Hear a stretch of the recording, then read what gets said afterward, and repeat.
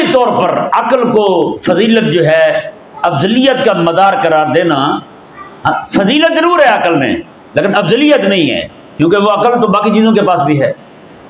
اگر علم قرار دیا جائے کہ علم جو ہے وہ کلی طور پر یہ افضلیت کا مدار ہے، تو بھائی علم کو بھی آپ نہیں کہہ سکتے کہ کلی طور پر علم جو ہے وہ افضلیت کا مدار ہے۔ تو کون سی شے ہے جو وجہ فضیلت ٹھہری، وجہ افضلیت ٹھہری؟ وہ ہے تعلیم اور تعلم، سیکھنا اور سکھانا۔ پوری دنیا کے اندر، پوری کائنات میں اللہ تبارک و تعالی نے یہ والی شان جو ہے نا سیکھنے سکھانے کی، یہ صرف انسان کو عطا فرمائی ہے۔ میں نے آپ کے سامنے سورہ بنی اسرائیل کی آیت نمبر 70 تلاوت کی، اس کا ترجمہ سماعت فرمائیں، پھر اس پر کلام کرتے ہیں۔ اللہ تبارک و تعالی نے ارشاد فرمایا، وَلَقَدْ كَرَّمْنَا بَنِي آدم، اور ہم نے بنی آدم کو یعنی آدم کی اولاد کو تکریم عطا فرمائی، عزت عطا فرمائی۔ وَحَمَلْنَاهُمْ فِي الْبَرِّ وَالْبَحْرِ، اور ہم نے انہیں بحر و بر میں اٹھایا۔ وَرَزَقْنَاهُمْ مِنَ الطَّيِّبَاتِ، اور پاکیزہ چیزوں سے رزق عطا فرمایا۔ وَفَضَّلْنَاهُمْ عَلَى كَثِيرٍ مِّمَّنْ خَلَقْنَا تَفْضِيلًا، اور ہم نے ان کو اپنی بہت سی مخلوقات پر فضیلت عطا فرمائی۔ ایک جملہ آپ بھی سنتے ہیں، بڑا مشہور ہے، اس جملے کی شریعت بھی حمایت کرتی ہے، عقل بھی اس کی حمایت کرتی ہے، اور قرائن ارضیہ جو ہیں وہ بھی اس کی حمایت کرتے ہیں کہ انسان جو ہے وہ اشرف المخلوقات ہے، انسان اشرف المخلوقات ہے۔ اور وہ کس بنا پر اشرف المخلوقات ہے، یہ اس بات پر ہم نے آج غور کرنا ہے۔ کون سی شے ہے ایسی جو انسان کو اشرف المخلوقات بناتی ہے؟ سمجھ آیا نہیں سمجھ آیا؟ اس کی بہت ساری چیزیں جو ہیں وہ ہمارے علماء نے بیان کی ہیں۔ ایک بار ہارون رشید رحمہ اللہ کی گھر میں ہی بیٹھے تھے حضرت امام ابو یوسف رضی اللہ تعالی عنہ، تو اس کے پاس دسترخوان پر ہاتھی کے دانت کے چمچ پڑے ہوئے تھے، ہاتھی کے دانت کے چمچ پڑے ہوئے تھے۔ تو ہارون رشید رحمہ اللہ نے ایسے پوچھ لیا کہ اللہ نے جو قرآن میں فرمایا ہے کہ وَلَقَدْ كَرَّمْنَا بَنِي آدم، کہ انسان کو ہم نے تکریم دی ہے، وہ تکریم کیا ہے؟ اللہ اکبر، یہ ہوتے ہیں فقہا۔ امام ابو یوسف رضی اللہ تعالی عنہ نے برجستہ ارشاد فرمایا کہ دنیا میں جتنے بھی جانور ہیں، جتنے بھی پرندے ہیں، جتنے بھی حیوان ہیں، سارے کے سارے کوئی بھی شے کھانی ہو نا اپنا منہ نیچے لے جاتے ہیں، اپنا منہ نیچے لے جاتے ہیں۔ اللہ نے انسان کو یہ عزت دی ہے، فرمایا کہ اپنا منہ اوپر ہی رکھ، اپنے ہاتھ کے ساتھ شے کو اٹھا کے اپنے منہ کے قریب لے آ۔ ہیں تو جیسے سنا ہارون رشید رحمہ اللہ نے کہا کہ اللہ اکبر، اللہ نے اتنی تکریم دی ہے کہ ہاتھ منہ کی طرف آ رہا ہے تو پھر ہاتھ ہی آئے نا، پھر چمچ کیوں آئے؟ اس نے پھر زندگی ساری کے لیے چمچ ہی چھوڑ دیا، کہا کہ آج کے بعد یہ چمچ بھی نہیں آئے گا۔ اللہ نے جو تکریم دی ہے کہ ہاتھ کے ساتھ میں اٹھا کے کھاؤں، تو میں اللہ کی دی ہوئی تکریم کو قبول کروں گا۔ تو غور ہم نے یہ کرنا ہے، یہ تو میں نے ضمن آپ کو عرض کر دیا کہ حضرت امام ابو یوسف رضی اللہ تعالی عنہ نے یوں ایک تکریم بنی آدم کا ایک مسئلہ یوں بھی آپ نے اخذ کیا اسی آیت مبارکہ سے۔ تو اللہ تبارک و تعالی نے جو انسان کو فضیلت عطا فرمائی ہے باقی ساری چیزوں پر، اس کا سبب کیا ہے، وجہ کیا ہے، وہ علت کیا ہے، اس بات پہ غور کرنا ہے۔ اگر ہم اس کو عقل قرار دیں کہ عقل ہے انسان کے افضل ہونے کی وجہ، تو عقل تو تھوڑی بہت جو ہے وہ تو باقی چیزوں کے پاس بھی ہے یا نہیں؟ کہ نہیں ہے؟ تقریباً جانوروں کے پاس بھی عقل ہوتی ہے، اتنے تو فہم وہ رکھتے ہیں، شعور رکھتے ہیں۔ پتھروں کے پاس بھی اتنی عقل ہے۔ میرے آقا علیہ الصلوۃ والسلام ارشاد فرماتے ہیں، بخاری میں حدیث پاک ہے، یہ بخاری میں حدیث پاک ہے، ذرا غور سے سنیے گا۔ میرے آقا علیہ السلام نے فرمایا کہ میرے اعلان نبوت سے بھی پہلے جو پتھر میری ذات پر درود و سلام پڑھتا تھا، حضور فرماتے ہیں انی لأعرف الآن، اس پتھر کو میں آج بھی جانتا ہوں۔ آپ سوچ سکتے ہیں وہ کتنی عقل والا ہوگا، سلام پڑھتا ہوگا نا حضور کی ذات پر، کیا کہتا ہوگا؟ یا رسول اللہ آپ پر سلام ہو، اور حضور فرماتے ہیں میں نے ابھی اعلان نبوت ہی نہیں کیا۔ تو سمجھ میں آ رہا ہے نہیں آ رہا یار؟ مجھے لگتا ہے زیادہ روزہ لگا ہوا ہے آپ کو، تھوڑا سا چکنے ہو کے بیٹھیں یار۔ حضور فرماتے ہیں میں نے اعلان نبوت نہیں کیا، میں نے کسی کو نہیں کہا کہ میں نبی ہوں۔ حضور فرماتے ہیں کہ وہ پتھر جو ہے میری ذات پہ درود و سلام پڑھ رہا ہے۔ یہ بخاری میں حدیث ہے بات، یعنی کہ اس میں اتنا شعور ہے۔ مکے کے ابو جہل کو حضور سامنے کھڑے ہو کے بتا رہے ہیں میں اللہ کا رسول ہوں، وہ ماننے پہ نہیں آ رہا۔ ابو لہب کو سامنے کھڑے ہو کے فرما رہے ہیں میں اللہ کا رسول ہوں، وہ ماننے پہ نہیں آ رہا۔ حضور فرماتے ہیں وہ ایک پتھر ایسا ہے جو میرے اعلان نبوت سے پہلے مجھ پہ درود پڑھ رہا ہے۔ حضرت سے درود پڑھتے کون سے تھے؟ سنن ترمذی میں یہ روایت ہے، حضرت مولا علی رضی اللہ تعالیٰ عنہ ارشاد فرماتے ہیں میں آقا علیہ السلام کے ساتھ جنگل میں جا رہا تھا، ہر طرف سے آوازیں آنے لگیں، السلام علیکہ یا رسول اللہ، السلام علیکہ یا رسول اللہ۔ الصلاۃ والسلام علیکہ کے بھی الفاظ ہیں، امام حلبی رحمہ اللہ نے اپنی سیرت حلبیہ میں نقل کیے ہیں۔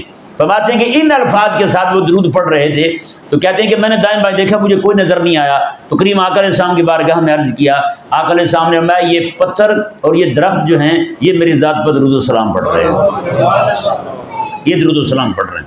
اب دیکھیں میرے آقا علیہ السلام ایک غزوے سے واپس آ رہے ہیں، ایک جنگ سے حضور واپس آ رہے ہیں، راستے میں حضور سواری پر سوار ہیں، حضور سواری پر سوار ہیں، سفر کی تھکاوٹ کی وجہ سے آقا علیہ السلام کو بیٹھے بیٹھے اونگ آ رہی ہے، یعنی نیند آ رہی ہے حضور کو۔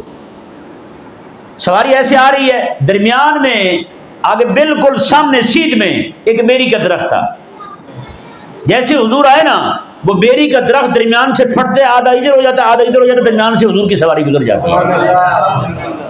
آقا علیہ السلام آرام فرمائے حضور کی نیند میں خلل نہ آ جائے، تو بیری کا درخت جو ہے وہ درمیان سے پھٹ جاتا ہے، یوں وہ راہ دیتا ہے میرے آقا علیہ السلام کو۔ حضور کے صحابہ فرماتے ہیں وہ درخت جو ہے وہ بڑا معروف تھا سدرۃ النبی کے نام سے، یہ وہ بیری کا درخت ہے جو حضور کی تعظیم کرنے والا ہے۔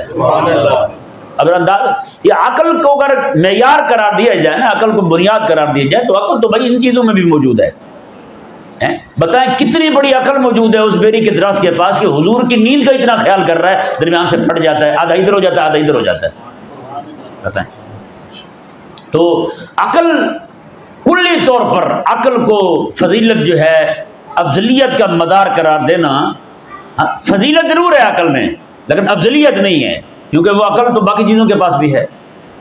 اگر علم قرار دیا جائے کہ علم جو ہے وہ کلی طور پر یہ افضلیت کا مدار ہے، تو بھائی علم کو بھی آپ نہیں کہہ سکتے کہ کلی طور پر علم جو ہے وہ افضلیت کا مدار ہے۔ دیکھیں اللہ تعالیٰ نے قرآن کریم میں ارشاد فرمایا کل قد علم صلاتہ و تسبیحہ، فرمایا کہ ہر ایک نے دنیا جہان میں جو بھی شے ہے ہر ایک نے اپنی نماز کا صلاتہ، اپنی نماز کا وہ تسبیحہ اور اپنی تسبیح کا طریقہ جان لیا ہے، ہر شے نے۔ سن رہے ہیں؟ ہر شے نے اپنی نماز کا طریقہ اور اپنی تسبیح کا طریقہ جان لیا ہے۔ اور اللہ نے قرآن کریم میں ارشاد فرمایا میں کہ ہر وَإِن مِّن شَيْءٍ إِلَّا يُسَبِّحُ بِحَمْدِهِ وَلَٰكِن لَّا تَفْقَهُونَ تَسْبِيحَهُمْ، اللہ نے فرمایا کہ دنیا جہان کی ہر شے جو ہے وہ اللہ کی تسبیح پڑھتی ہے، فرمایا کہ تم ان کی تسبیح کو سمجھ نہیں سکتے۔ اب ذرا غور کریں ان آیات کریمہ پر، وہی آیت مبارکہ کو دیکھیں ذرا، اللہ نے فرمایا کل قد علم، میں کہ ہر ایک شے نے، قد علم ماضی کا صیغہ ہے، جب کسی شے کو ماضی کے ساتھ تعبیر کیا جائے تو وہ اس شے کے وقوع پر، اس وقوع کے تحقق پر دلالت کرتی ہے، یعنی یہ کام ہو چکا ہے۔ جیسے اللہ نے فرمایا قرآن کریم میں انا اعطیناک الکوثر، محبوب پیارے ہم نے آپ کو حوض کوثر عطا فرما دیا ہے۔ اس آیت مبارکہ نے بتا دیا جنت بھی موجود ہے، جنت کے اندر حوض کوثر بھی موجود ہے، اور حضور اس کے مالک بھی بن چکے ہیں، حضور مالک بھی بن چکے ہیں۔ یہی وجہ میرے آقا کے سامنے شاہ فرمایا قیامت والے دن میں رب کی بارگاہ میں عرض کر کے جنت میں حوض کوثر ہے. حضور فرماتے ہیں رب کی بارگاہ میں عرض کر کے 2 پرنالے حوض کوثر کے میدان محشر میں کھلوا دوں گا تاکہ میرے غلام جو میدان محشر میں پیاسے کھڑے ہوں گے وہی ان کو جام بھر بھر کے پلا رہا ہوں گا میں. تو یہ کریم آقا صلی اللہ علیہ وسلم ارشاد فرما رہے ہیں. تو یہ ماضی کا صیغہ ہے اعطیناک الکوثر. سمجھایا نہیں سمجھا؟ تو یہاں بھی اللہ نے ماضی کا صیغہ بیان فرمایا کل قد علما. صیغہ ماضی کا عالمہ بھی ہے، وہ بھی اس فعل کے وقوع کے تحقق پر دلالت کرتا ہے، اور ساتھ لفظ جو ہے وہ قد کا بھی آ گیا ہے. قد بھی جہاں آتا ہے اس بات میں تحقیق اس کی بیان کرنے کے لیے آتا ہے، بھی پکی بات ہے یہ کام ہو چکا ہے. کیا مطلب ہے؟ اللہ نے فرمایا دنیا جہان کی ہر شے جو ہے، دنیا جہان کی ہر شے جو ہے اس نے اپنی اپنی نماز جیسی جیسی اللہ نے اس کے ذمہ لگائی ہے اس نماز کا طریقہ بھی معلوم کر لیا ہے، اور اس نماز میں جو تسبیحاں پڑھنی ہیں انہوں نے اس کا طریقہ بھی معلوم کر لیا. اب اس سے ثابت کیا ہوتا ہے؟ دیکھیں ہر ایک شے نماز پڑھ رہی ہے، ہر ایک شے نماز پڑھ رہی ہے. درخت جو ہے نا یہ نماز میں کھڑے ہوئے، اللہ نے ان کی نماز میں صرف قیام رکھا ہے. درختوں کی نماز میں نہ رکوع ہے، نہ سجدہ ہے، نہ قعدہ ہے. سمجھ نہیں آیا؟ ان کی نماز میں صرف قیام ہے. درختوں کی نماز میں صرف قیام رکھا ہے اللہ تبارک و تعالی نے، وہ قیام میں کھڑے ہو اللہ کی تسبیح پڑھ رہے ہیں. یعنی اللہ کی بارگاہ میں یوں عرض گزار ہیں مولا جب تک ہماری زندگی ہے ہم تیری بارگاہ میں کھڑے رہیں گے، تیری بارگاہ میں کھڑے رہیں گے. اور تسبیح تو پڑھ ہی رہے ہیں، اللہ تبارک و تعالیٰ کا ذکر تو کر ہی رہے ہیں، کھڑے ہوئے ہیں اللہ کی بارگاہ قیام میں کھڑے ہوئے. نہ رکوع ہے، نہ سجدہ ہے، نہ کوئی اور شے ہے. پھر اللہ تبارک و تعالیٰ نے جانور جو ہیں ان کو رکوع کی حالت عطا فرمائی ہے. ان کی نماز میں نہ تو سجدہ ہے نہ قیام ہے. جانوروں کی نماز میں ایسی نماز پڑھتے ہیں کہ ہمیشہ یہ رکوع میں ہی رہتے ہیں، ہمیشہ رکوع میں رہتے ہیں، رکوع کی کیفیت سے ہٹتے نہیں ہیں، اور رکوع میں ہی اللہ تبارک و تعالیٰ کی تسبیح پڑھتے رہتے ہیں، اللہ تبارک و تعالیٰ کا ذکر کرتے رہتے ہیں رکوع کی حالت میں. اور حشرات الارض جو ہیں ان کو اگر آپ دیکھیں غور کریں ان پر تو وہ ہمیشہ سجدے میں رہتے ہیں. ان کی نماز میں نہ رکوع ہے، نہ قیام ہے، نہ قعدہ ہے، صرف سجدہ ہے. نہیں سمجھ آیا؟ بولو نا ذرا. صرف سجدہ ہے ان کی نماز میں. اور آپ پہاڑوں کو دیکھیں آپ حیران رہ جائیں گے، وہ ہمیشہ قعدے میں رہتے ہیں، اللہ کی زمین پہ گھٹنے ٹیک کے بیٹھے ہوئے ہیں، تسبیح پڑھ رہے ہیں رب تعالیٰ کی. کریم آقا صلی اللہ علیہ وآلہ وسلم ایک بار سفر میں تھے، صحابی آقا علیہ السلام کے خادم کی حیثیت سے ساتھ تھے. عرض گزار ہوئے یا رسول اللہ پیاس لگی ہے. میرے آقا علیہ السلام نے فرمایا جاؤ اس پہاڑ کو کہو کہ تمہیں پانی دے دے. وہ جب گئے جا کے انہوں نے پہاڑ کو کہا کہ حضور فرماتے ہیں پانی دے دو. پہاڑ نے آگے سے کیا عرض کیا؟ اس نے کہا کہ جا کے عرض کرو. جب سے وہ آیا مبارکہ نازل ہوئی نا قرآن کریم کی، اللہ نے فرمایا کہ جہنم کا ایندھن جو ہے وہ انسان اور پتھر ہیں، تب سے رو رو کے میں نے تو اپنے اندر کا پانی سارا خشک کر لیا ہے، میں نے تو سارا پانی خشک کر لیا. بتائیں یہ ہے ہر ایک شے کو اللہ نے نماز کا طریقہ عطا فرمایا ہے. کوئی قیام میں ہے، کوئی رکوع میں ہے، کوئی سجدے میں ہے، کوئی قعدے میں ہے. وہ قعدے میں ہے تو قعدے میں ہی ہے یار. میرے آقا صلی اللہ علیہ وآلہ وسلم نے ارشاد فرمایا کہ وہاں آسمانوں میں جو فرشتے ہیں نا، کروڑوں کی تعداد میں فرشتے جو ہیں وہ قیام میں کھڑے ہوئے ہیں. کہاں کھڑے ہوئے ہیں؟ قیام میں کھڑے ہوئے ہیں. ہمیشہ ہمیشہ ابد الآباد تک وہ قیام میں کھڑے ہوئے. اور حضور فرماتے ہیں کروڑوں کی تعداد میں فرشتے ہیں جو رکوع میں کھڑے ہوئے ہیں، رکوع میں کھڑے ہوئے ہیں. اور ایسے ہی فرشتے ہیں جو قعدے میں بیٹھے ہوئے ہیں، اور ایسے ہی فرشتے ہیں جو سجدے میں پڑے ہوئے ہیں.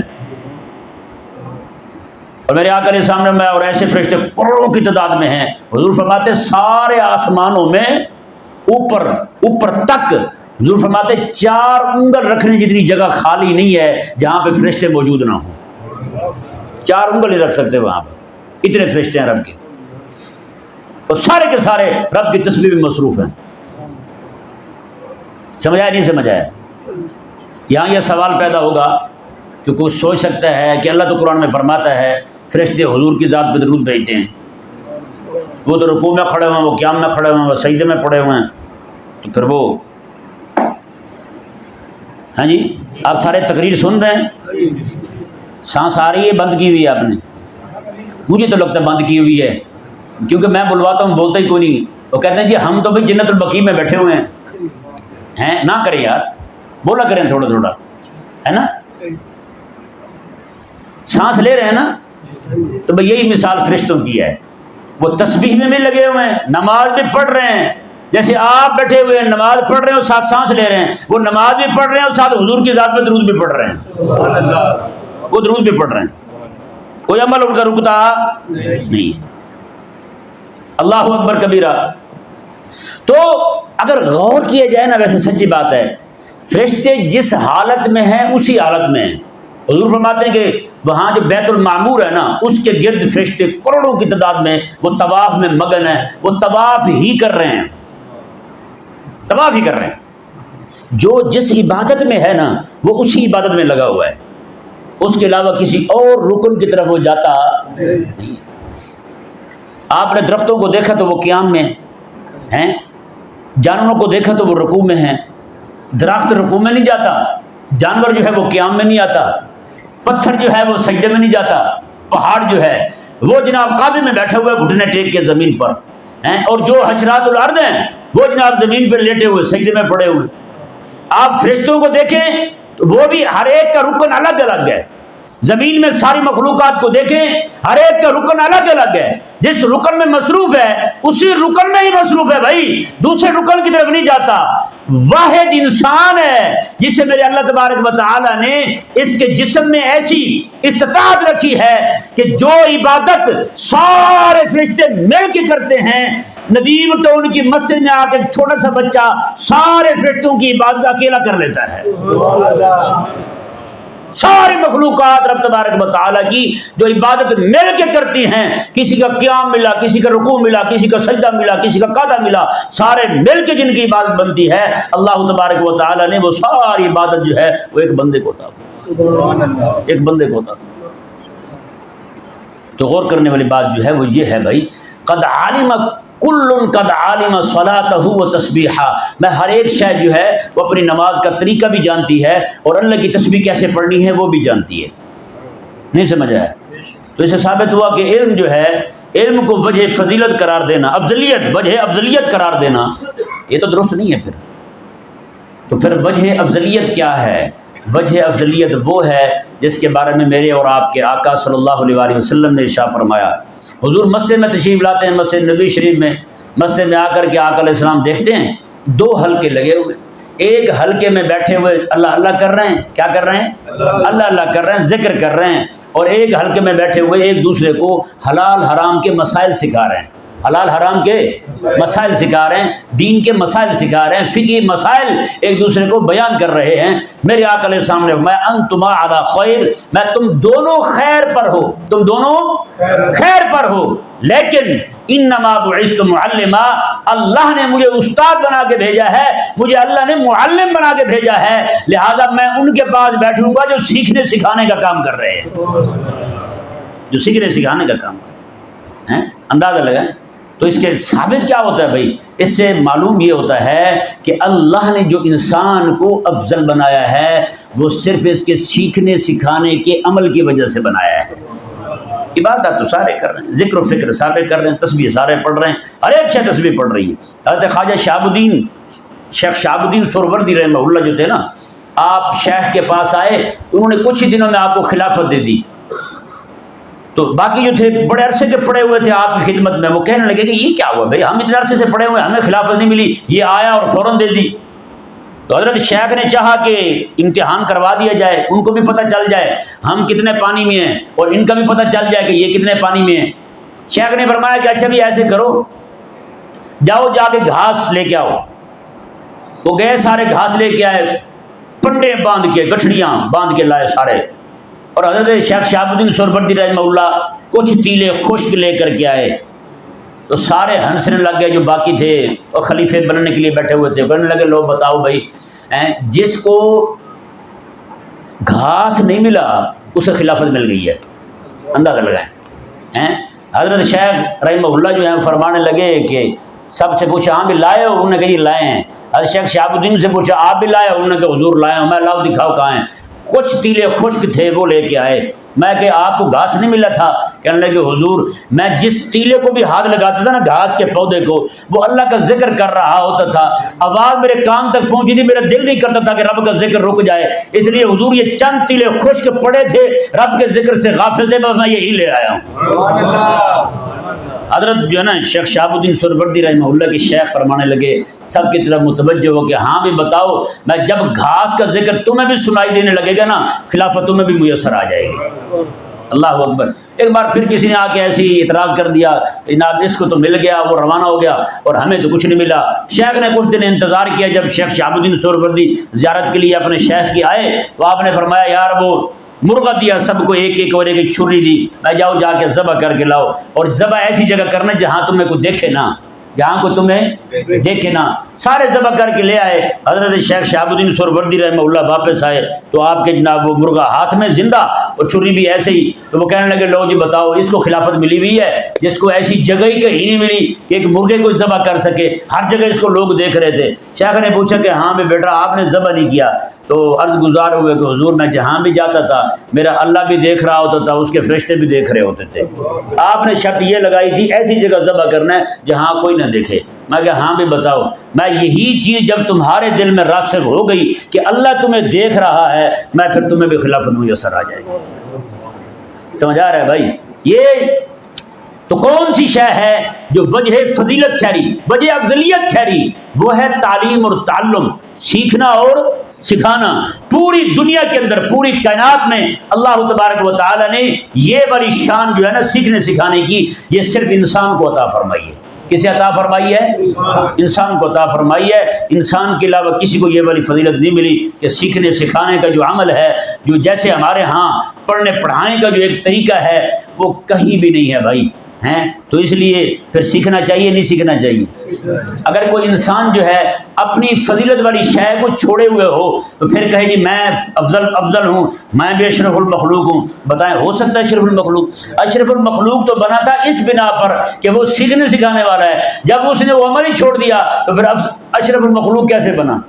وہ سیدھا اشرف نہیں بن سکتا بیچارہ، اشرف المخلوق کیسے بنے گا؟ کہ نہیں سمجھ آیا ہے نا؟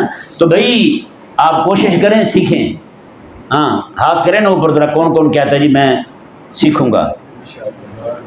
شکر ہے۔ تو پھر سویرے کے درس میں کون شرکت کرے گا بھلا؟ سچی بات ہے، مجھے یاد ہے جو تشریف لے جاتے ہیں نا سارے دوست میرے پیارے، اللہ تعالیٰ آپ کو حضور کی سچی غلامی نصیب فرمائے، یا نہ کیا کریں درس سنا کریں سویرے، ہیں نہیں؟ اچھا کہہ بھی وہ بندہ رہا ہے جو روز سنتا ہے، مجھے وہ بندے کہیں جی جو نہیں سنتے، یار وقت گزر جائے گا، سچی بات ہے، گھر جا کے زیادہ سے زیادہ کیا کر لیں گے؟ سو لیں گے، 10 منٹ پہلے سو لیں گے، ہیں وہ کہتے ہیں جو پنجابی میں کہتے ہیں کوئی آج ٹریا کو کل ٹریا، کوئی 10 منٹ پہلے ٹریا کو 10 منٹ بعد ٹریا، یہ جگ دی ریت پرانی ہے، تو پہنچ تو سارے جاتے ہیں گھر میں یار، ہیں تھوڑا سا وقت دیں، سن کے جائیں درس، سچی بات ہے ایمان کی کلیاں کھل جائیں گی یار۔ وہ چیز جسے اللہ تبارک و تعالی نے ہمارے لیے اشرف المخلوق ہونے کا سبب بنایا ہے، وہ سیکھنے سکھانے کا عمل ہے بھائی۔ کون سا عمل ہے؟ سیکھنے سکھانے کا عمل ہے۔ پھر اس عمل سے انسان کو بھاگنا نہیں چاہیے۔ یہاں بھی مدرسہ ہمارا چل رہا ہے، ساتھ بھی مدرسہ ہے، کوشش کر کے اپنے بچوں کو داخل کروائیں تاکہ آپ کے بچے بھی سیکھنے سکھانے کے عمل سے وابستہ ہوں۔ جتنا علم بڑھتا جائے گا اتنا اس بندے میں شرافت اللہ تعالیٰ کی طرف سے آتی جائے گی۔ اللہ تبارک و تعالیٰ ہمیں سمجھنے کی توفیق عطا فرمائے۔